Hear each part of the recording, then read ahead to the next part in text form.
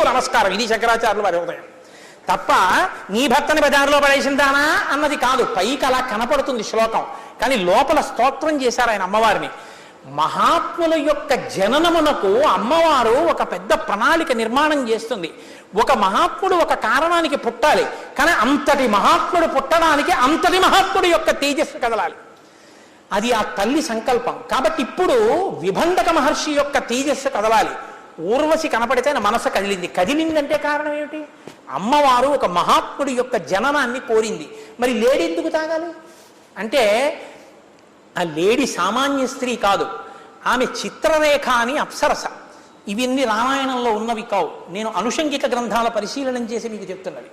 ఈ చిత్రరేఖ అప్సరస ఒకనకొకప్పుడు ఇంద్రుడి యొక్క ఆస్థానంలో నృత్యం చేస్తోంది. చేస్తున్నప్పుడు ఆమె యొక్క ఆ నాట్యాన్ని చూసి సంతోషించి లేళ్ళు జింకలు కూడా వచ్చి నిలబడ్డాయి. ఆవిడ నాట్యం చేస్తూనే ఇంద్రుడి వంక చూడకుండా లేడీ వంక చూసింది. చూసా లేడీ ఎంత బాగా చూస్తోందో అని లేడీ వంక చూస్తూ నాట్యం చేసింది. నా వంక చూసి నాట్యం చేయకుండా లేడీ వంక చూసి నాట్యం చేశావు కనుక మృగివై పుట్టు అన్నాడు ఇంద్రుడు. నాకు శాప విమోచనమేమి అని అడిగింది.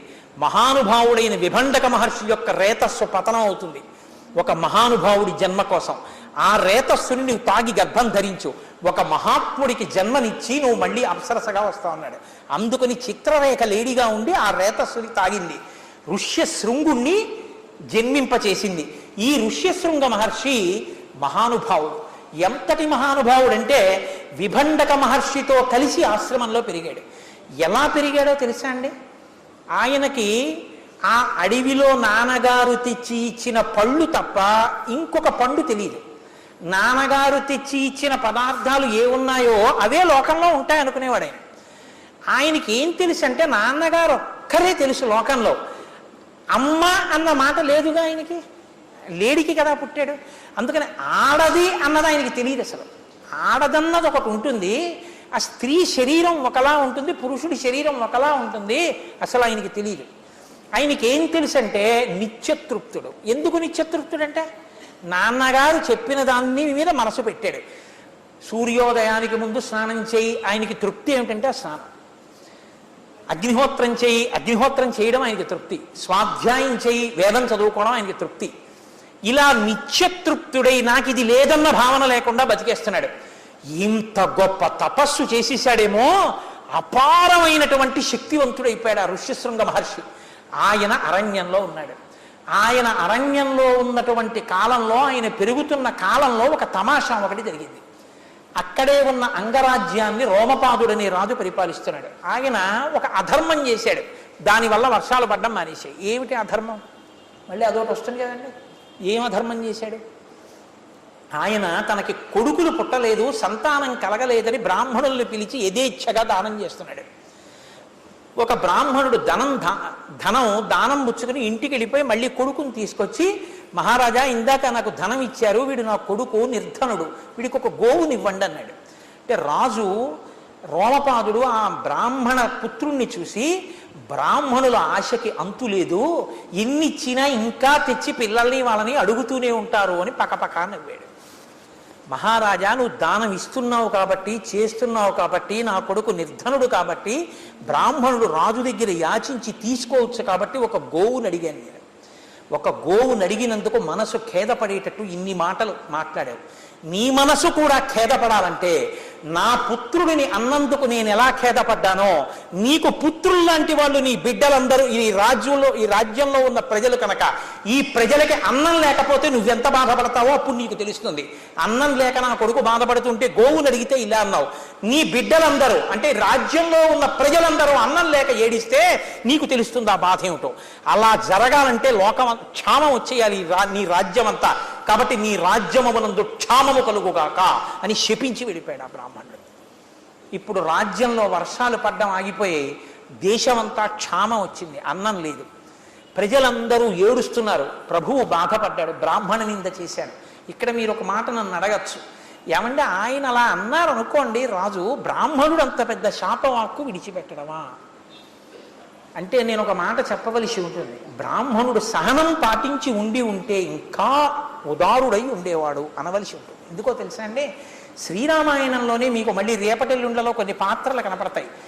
ఎంత అవమానించినా ఎంత తపస్సున్నా వాళ్ళు శాపవాక్కు విడిచిపెట్టారు. మేము ఓర్పు వహించాను నాన్నగారు అంటారు.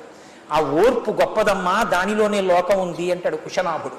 కాబట్టి ఓర్పు పట్టలేకపోతే ఎంతమంది ప్రమాదానికి వెళ్ళిపోతారో, ఎప్పుడు పడితే అప్పుడు పనికిమాలిన హాస్య ప్రసంగం చేస్తే ఎంత ప్రమాదాలు వస్తాయో వాక్కు శక్తి ఏమిటో రామాయణం చూపిస్తుంది. కాబట్టి ఇప్పుడు రామపాదుడి రాజ్యంలో క్షామం ఉంది. కాబట్టి అడిగాడు మంత్రుల్ని, ఈ క్షామం పోవాలి, వర్షాలు పడాలి, ఏం చెయ్యాలని అడిగాడు. మహాత్ముడు అరణ్యంలో ఉన్నాడు ఋష్యశృంగుడు. ఆయన కాని వచ్చి అధ్యైరభిమతైః నరచిత్త ప్రమాదిభిః పురం అనాయయిష్యామః క్షిప్రం చాధ్యవసీయతాం. మనసుని క్షోభ పెట్టగలిగినటువంటి శక్తి ఇంద్రియములకుంది. ఇంద్రియములు ఏవి చూస్తే, ఏవి అనుభవిస్తే పట్టు తప్పి క్షోభ చెందుతాయో అటువంటివి ఋష్యశృంగుడికి కనపడేటట్టు చెయ్యన్నారు. కాబట్టి ఇప్పుడు ఋష్యశృంగుడు ఇది ఇస్తే వస్తానడానికి ఆయన నాకు ఇది లేదండవు, నిత్యతృప్తుడు. మరి ఇప్పుడు ఆయన వెంపర్లాడాలంటే ఆయన యవ్వనంలో ఉన్నాడు కాబట్టి బాగా అలంకరింపబడినటువంటి సౌందర్యవతులైన గణికలంటే వేశ్యల్ని పంపించారు. వాళ్ళు ఏం చేశారు, దగ్గరికి వెళ్ళాలంటే విభండకుడు ఉన్నాడేమో ఆశ్రమంలో భయం, శపిస్తాడు నా కొడుకు దగ్గరికి ఎందుకు వచ్చారు. అందుకని వాళ్ళు వెళ్ళడం మానేసి దూరంగా ఎక్కడో పాటలు పాడుకుంటున్నారు. ఒకవేళ విభండకుడు చూస్తే ఎందుకున్నారు ఇక్కడంటే, ఓహో మీరు ఇక్కడ ఉన్నారో మాకు తెలియదని వెళ్ళిపోవచ్చు. ఋష్యశృంగుడు వస్తే కార్యం నెరవేరుతుంది, అందుకని వాళ్ళు పాటలు పాడుతున్నారు. అక్కడికి ఒక రోజున దైవవశాత్తు అనే అనవలసి ఉంటుంది. ఋష్యశృంగుడు వెళ్ళాడు. వచ్చిన వాడు విభండకుడు కాడు, ఋష్యశృంగుడే అని వాళ్ళు ఎలా గుర్తుపట్టారు? కొమ్ము, అదే ఆధారం. తల మీద కొమ్ము ఉంది కదండి, వాళ్ళు సంతోషించారు, వచ్చేసారు ఋష్యశృంగుడని. ఆయన దగ్గరకు వచ్చాడు. వచ్చిన తరువాత ఆయనతో వాళ్ళు మాట్లాడినప్పుడు ఆయన అడిగాడు, మీరెవరు, ఎక్కడుంటారు, ఏం చేస్తుంటారని అడిగాడు. అడిగితే మేమందరం కూడా వేదం నేర్చుకుంటూ ఉంటాం, మేమందరం కూడా మా స్వకర్మమేం చేస్తుంటాం. ఆయనకి అలా చెప్తేనే సంతోషిస్తాడు, అంతకన్నా ఇంకోటి చెప్తే ఆయనకి తెలియదు. వెడితేనే మేము వేశ్యలు అంటే ఏమిటంటాడు ఆయన. ఆయనకు అసలు స్త్రీ పురుష భేదమే తెలియదు. అందుకని వీళ్ళందరూ ఈ మాట చెప్తే ఆయన అన్నాడు, మీరు ఎంతటి మహాత్ములు, కాబట్టి మీ అందరూ మా ఆశ్రమానికి రండి అన్నారు. రామాయణంలో ఒక గమ్మత్తు ఉంది అక్కడ శ్లోకంలో. ఏమిటో తెలుసా అండి ఆ శ్లోకంలో రహస్యం? ఇహాశ్రమ పదోస్మాకం సమీపే శుభదర్శనాః కరిష్యేవోత్ర పూజాం వై సర్వేషాం విధిపూర్వకం అన్నాడు ఋష్యశృంగుడు. సర్వేషాం అన్నాడు. తెలుగులో దీన్ని మార్చడం కుదరదు, సంస్కృతానికే ఉందా పట్టు. సర్వేషాం అంటే మగవాళ్ళని అంటారు, సర్వాసాం అంటే ఆడవాళ్ళని అంటారు. మీరందరూ మా ఆశ్రమానికి రండి. సర్వేషాం అంటే మగ ఆడ తేడా తెలియదుగా ఋష్యశృంగుడికి. అందుకని వాళ్ళు కూడా తనలాంటి వాళ్ళే అనుకున్నాడు. అనుకుని అబ్బో మీ అందరూ ఎంత ఎలా ఉన్నారో, నా దగ్గర పూజ స్వీకరిద్దరు కానీ నా ఆశ్రమానికి రండి అన్నాడు. సర్వాసాం ఆడవాళ్ళందరూ అక్కడికి వెళ్ళారు. వీడితే ఆయన ఏం చేశాడు, తతస్తాతం సమాలింగ్య సర్వాః సమన్వితాః. ఆయన వాళ్ళని కూర్చోబెట్టి ఆగతానాం తత పూజాం ఋషిపుత్రశ్చకారః ఇదమర్ఘ్యం ఇదం పాద్యం ఇదం మూలం ఫలంచనః. వాళ్ళని కూర్చోబెట్టి ఆసనం ఇచ్చాడు, అర్ఘ్యం ఇచ్చాడు, పాద్యం ఇచ్చాడు, చేతులు కడిగాడు, కాళ్ళు కడిగాడు, వాళ్ళకి పళ్ళు పెట్టాడు, తినండి అన్నాడు. మీరేం చదువుకుంటున్నారన్నాడు, మేము ఇచ్చేసుకుంటాం, మీరేం చేస్తుంటారు, మేము ఇలా స్వాధ్యాయం చేస్తామని కబుర్లు చెప్పారు.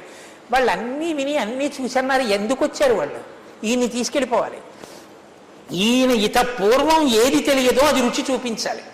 అందుకని ఇంద్రియములను ఉద్రేకపరచాలి. వాళ్ళు అన్నారు, ఇవి పళ్ళు నువ్వు తినన్నారు, మేము తినే పళ్ళు ఇవి తినన్నారు. ఏం తెచ్చారు, అవి పళ్ళు కావు, రజోగుణ సంపత్తిని కల్పించగలిగినటువంటి ఇంట్లో పచనం చేయబడినటువంటి పదార్థములు, మధుర పదార్థములు, ఆ పదార్థములు, ఈ పదార్థం, ఏవో రొట్టెలు, అవి ఇవి, ఓ లడ్లు అనుకోండి, జిలేబీలు అనుకోండి, ఏవో అనుకోవడానికి తప్పే ఉంది, ఏవో అలాంటి పదార్థాలన్నీ తెచ్చి అక్కడ పెట్టి పళ్ళు అన్నారు. ఆయన ఇవి పళ్ళు ఏమిటి అని ఆయన అనలేదు. ఎందుకనలేదు, ఆయనకి తెలియదు. ఎందుకంటే ఆయనకి ఏమిటి తెలుసు, వాళ్ళ నాన్నగారు ఇచ్చిన పళ్ళు తినడమే తెలుసు. అందుకని ఆయనేమనుకుంటున్నాడు, ఓ ఇవి పళ్ళేలా ఉంది, తింటారులా ఉంది అనుకున్నాడు. ఇప్పుడు ఆయనది తిన్నాడు. తినేటప్పటికి బుద్ధి మారుతుంది దిగించింది కదండి. వాళ్ళేం చేశారంటే వెళ్ళిపోతూ మేము బయలుదేరుతున్నాం, ఎప్పుడైనా మాకు కనపడుతుండు, మేము అక్కడ పాటలు పాడుతూ ఉంటామని అందరూ ఆయన్ని కౌగిలించుకుని వెళ్ళారు. ఇప్పుడు ఆయనకి స్పర్శలో ఒక తేడా కనపడింది.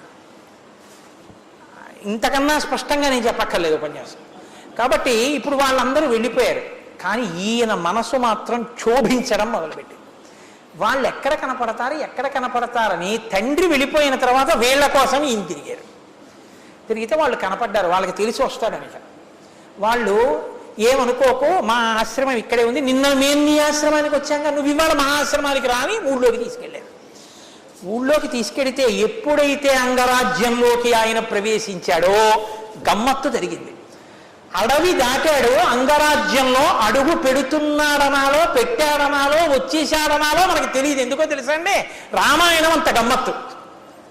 తత్ర చానీయమానేతో విప్రేతస్మిన్ మహాత్మని వవర్ష సహసాదేవో జగత్ ప్రహ్లాదయంస్తదా. ఆయనతో వర్షం వచ్చేసింది. ఆయన వచ్చాక వర్షం రాలేదు, ఆయనతో వచ్చేసింది అంతే వర్షం. పర్జన్యుడు ప్రీతి చెందాడు, ఇంతటి మహాత్ముడు అడుగు పెడుతున్నాడు, వర్షధారలు పడ్డాయి, వచ్చిన క్షామం పోయింది, ప్రజలందరూ సంతోషించారు.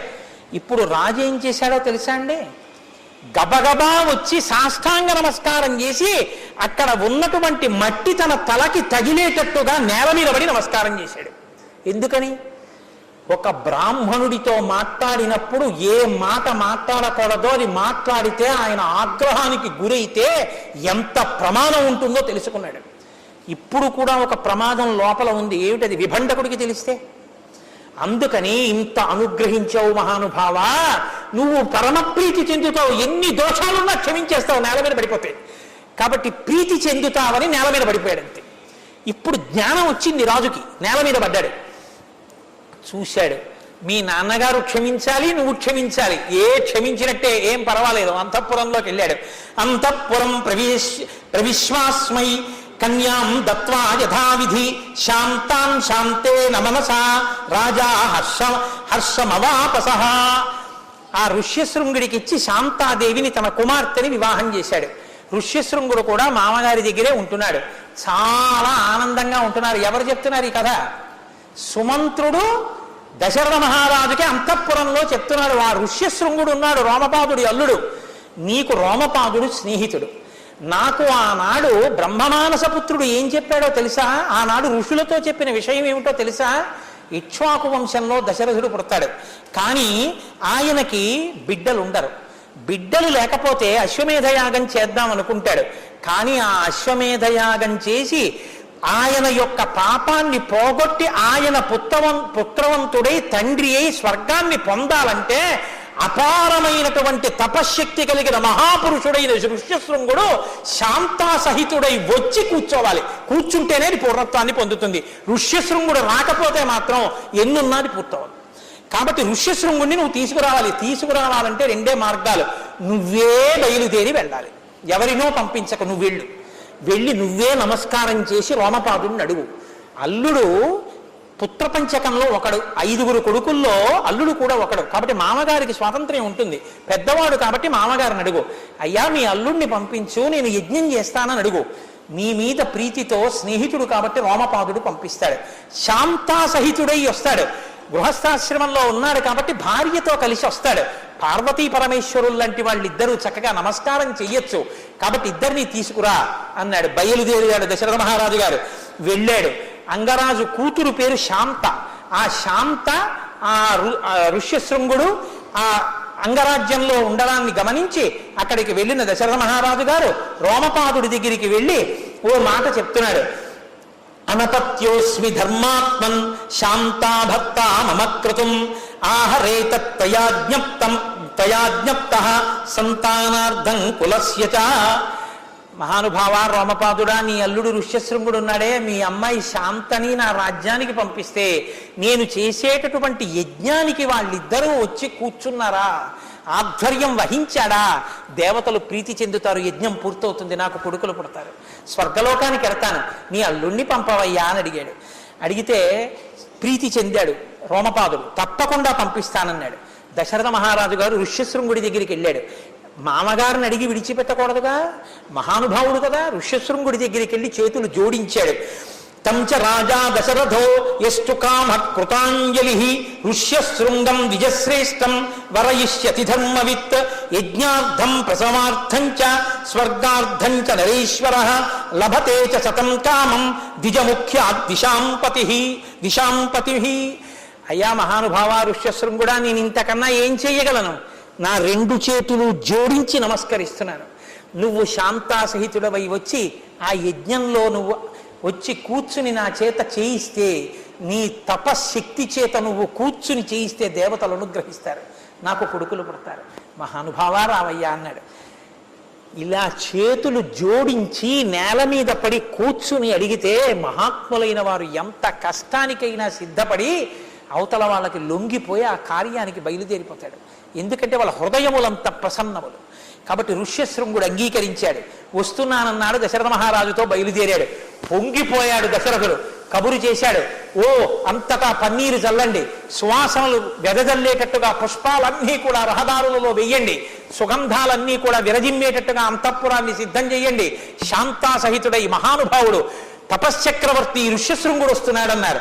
అంతా సిద్ధం చేశారు. బయలుదేరి వెళ్ళారు. అంతఃపురకాంతలు ఎదురొచ్చారు. ఆ ఋష్యశృంగుడికి శాంతకి స్వాగతం చెప్పారు. అంతఃపుర స్త్రియ సర్వాః శాంతాం దృష్ట్వా తథాగతాం సహ భద్రా విశాలాక్షీం ప్రీత్యానందం ఉపాగమం. ఆ వచ్చిన శాంత దగ్గరికి అంతఃపుర స్త్రీలందరూ ఎదురొచ్చారు.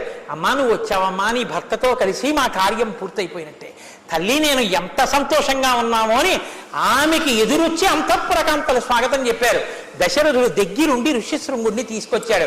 ఋష్యశృంగుడు శాంత అంతఃపుర ప్రవేశం చేశారు. కాబట్టి దశరథ మహారాజు గారి కోరిక తీరిపోయినట్టే. ఆ ఋష్యశృంగ మహర్షి తిరిగినటువంటి ప్రాంతం కనుక ఆయన ఆ త్రేతాయుగంలో ఎప్పుడో అక్కడ తపస్సు చేసి తిరిగినటువంటి ప్రాంతంలో ఉండి ఉన్నందుకు యుగం మారిపోయినా ఆయన తపస్సు యొక్క ప్రభావం చేత ఇప్పటికీ కలియుగంలో శంకర భగవత్పాదులు ఆ మార్గం గుండా వెడుతున్నప్పుడు అక్కడ ఉన్నటువంటి తుంగానది తీరంలో ఒక నాగుపాము, ఒక కప్ప ఎండాకాలంలో ఇంకా గెంత లేక శోషించి ఉండిపోతే ఒక నాగుపాం పడగ విప్పి కప్పకి ఆచ్ఛాదన ఇవ్వడం చూసి ఆశ్చర్యపోయి ఒక కప్పకి పాము నీడనివ్వడం ఏమిటని అంతర్ముఖులై చూశారు. ఇక్కడ ఋష్యశృంగ మహర్షి తపస్సు చేసి తిరుగాడిన తపోభూమి, ఇంత గొప్ప భూమి, ఇక్కడ నేను సార్వభౌమ పీఠాన్ని స్థాపిస్తానన్నారు. అక్కడే మహానుభావుడు శంకర భగవత్పాదాచార్య స్వామి వారు మనందరి కోసమని అక్కడ పెట్టినటువంటి ఆ పీఠానికే శృంగగిరి పీఠము అని పేరు. అదే శృంగేరి పీఠం. ఆ శృంగేరి పీఠ ప్రతిబింబ సదృశమైనటువంటి ఈ పీఠంలో ఇవాళ మనం శ్రీరామాయణంలో ఋష్యశృంగ మహర్షి యొక్క గొప్పతనాన్ని, శాంతాసహితుడైనటువంటి ఋష్యశృంగుడు దశరథ మహారాజు అంతఃపురాన్ని చేరుకున్నటువంటి ఘట్టాన్ని చెప్పుకుని, ఇంత గొప్ప తిథినాడు బహుళపక్ష విధినాడు 2వ రోజు ఇటువంటి మహర్షి గురించి చెప్పుకుని విని మనందరం తరించిపోయాం. అందుకని ఈ ఘట్టం పూర్తయ్యే వరకు మిమ్మల్ని కూర్చోమని కొద్దిగా ఆలస్యం చేసినా నన్ను మన్నించి మీరు కూర్చున్నందుకు శిరస్సు ఉంచి మీ అందరికీ నేను నా కృతజ్ఞతలను ఆవిష్కరిస్తున్నాను. దీని తరువాత రేపటి రోజున పుత్రకామేష్టి జరుగుతుంది, అశ్వమేధం జరుగుతుంది. రామచంద్రమూర్తి ఆవిర్భవిస్తారు. రామచంద్రమూర్తి ఆవిర్భవించడం అంటే లోకాలన్నిటికీ పండగ. ఎంత గొప్ప పండగో! రేపటి రోజున రామచంద్రమూర్తి పుట్టడం వింటే చాలు అపారమైన సంతోషం. మనం రామానుగ్రహానికి పాత్రులు అవుతాం. రేపు 6:30 ప్రార్థనా శ్లోకాలు కూడా పూర్తి చేసేస్తారు. 6:30 ప్రసంగం మొదలైపోతుంది. ఎందుకంటే అశ్వమేధం అవ్వాలి, పుత్రకామేష్టి అవ్వాలి, యజ్ఞ పాయస పాత్ర ఇవ్వాలి, భార్యలు తినాలి, బిడ్డలు కలగాలి, బిడ్డలు కలిగిన తర్వాత వాళ్ళకి నామకరణం జరగాలి. రేపు రామలక్ష్మణ భరత శత్రుఘ్నులు పుడితే ఆ ఘట్టం చెప్పుకుని నేను తరించిపోవాలి. సీతా కళ్యాణం 7వ రోజుకి పూర్తి చెయ్యాలి. ఇందులో మళ్ళీ హరిప్రసాద్ గారు చాలా గొప్ప సంకల్పం చేశారు. ఎల్లుండి రామచంద్రమూర్తి మొట్టమొదట విశ్వామిత్ర మహర్షిని చూస్తాడు. విశ్వామిత్ర మహర్షి దర్శనం అంటే అత్యద్భుతం. బాలకాండకి పేరు విశ్వామిత్రుడి వల్లే వచ్చింది. అసలు ఇంకక్కడి నుంచి ఉంటుందండి రామాయణం. స్నాతకం చేశాడండి. ఏమి మాట్లాడతాడండి రామచంద్రమూర్తితో విశ్వామిత్రుడు. అసలు విశ్వామిత్రుడు రావడం, రాముడు వెళ్ళడం, విశ్వామిత్రుడు మాట్లాడడం. కౌసల్యా సుప్రజా రామ పూర్వా సంధ్యా ప్రవర్తతే ఉత్తిష్ట వరసాత్తూలా కర్తవ్యం.